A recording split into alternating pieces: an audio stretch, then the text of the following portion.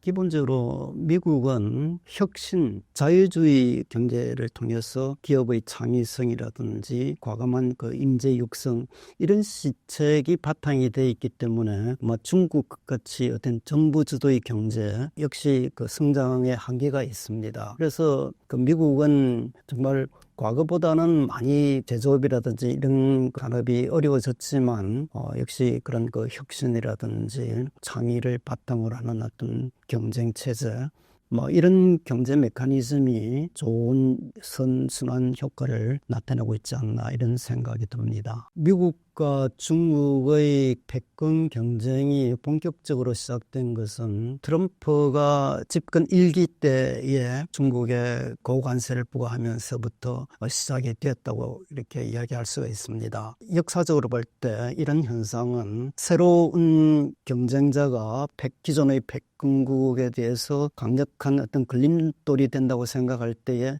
기존 패권국이 무참하게 새로 나타난 경쟁자를 갖다가 그냥 짓밟는 그게 소위 특히 디데스의 함정이라고 그러죠. 그런 현상을 보였는데 앞으로 집권 2기에는 훨씬 더 이런 미중 패권 경쟁의 성향이 아마 더 확산될 걸로 이렇게 예상이 되고 있습니다. 관세 정쟁을 필두로 해서 중국을 환율 조작국으로 재지정하는 그런 그 가능성도 없잖아 있습니다. 또 중국을 글로벌 공급망에서 완전히 배제시켜버리는 더 디카플링 전략도 앞으로 한층 더 강화될 걸로 이렇게 보고 있습니다. 물론 이렇게 미국의 강력한 그 견제 시책에 중국이 그냥 보고만 있지는 않겠죠, 그죠? 중국은 올해 관세법을 새로 제정해가지고 관세법의 주 내용은 그 상호주의에 입각해서 상대방 국가가 고관세를 부과하면은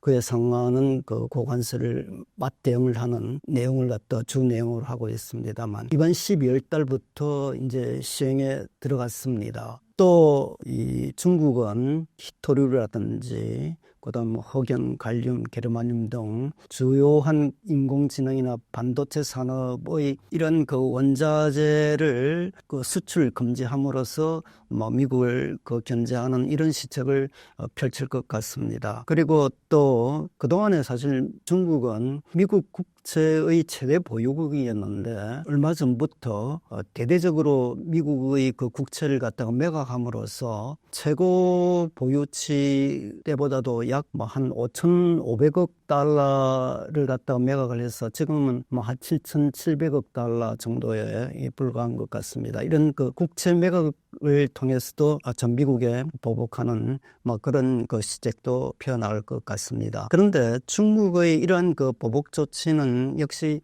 좀 한계는 있습니다. 왜냐하면 미국은 연간 그 수입이 3조 달러에 달하고 있고 무역수지 적자도 거의 1조 달러의 무역수지 적자를 내고 있는 그 나라입니다. 그런데 이 무역수지 1조 달러 중에서 약 절반에 가까운 3천억 내지 5천억 달러의 무역 적자가 중국으로부터 나오고 있거든요.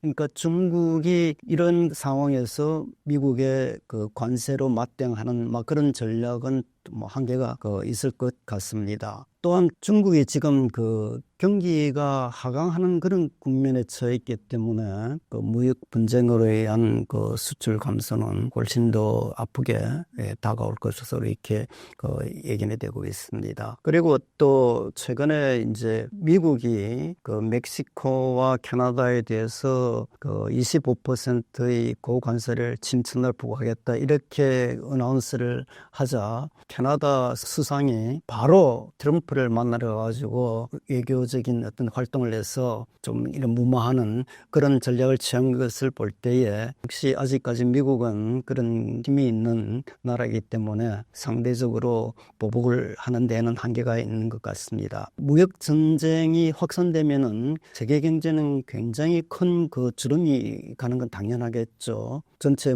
세계 무역 규모가 줄어들고 또 그에 따라서 세계 경제 성장률도 많이 줄어들음에 따라서 자칫하면은 뭐 세계 대공황이 재유발될 수 있는 그런 그 우려도 없잖아 있습니다. 사실 무역주의가 확산되면은 무역 규모만 줄어드는 게 아니라 투자 규모도 줄어들고 그리고 기술의 어떤 확산 효과라든지 이런 것도 많이 줄어들 거고 물가도 굉장히 그 상승 압력이 있죠, 그죠? 뭐 이런 걸 감안할 때에 무역 분쟁의 확산은 뭐 세계 경제뿐만 아니라 이런 그 경제 분쟁이 좀 더 심화되면은 무역 분쟁으로까지 그 비화될 우려가 있기 때문에 굉장히 세계 경제 사회에 부담이 되는 뭐 그런 조치라고 보아집니다.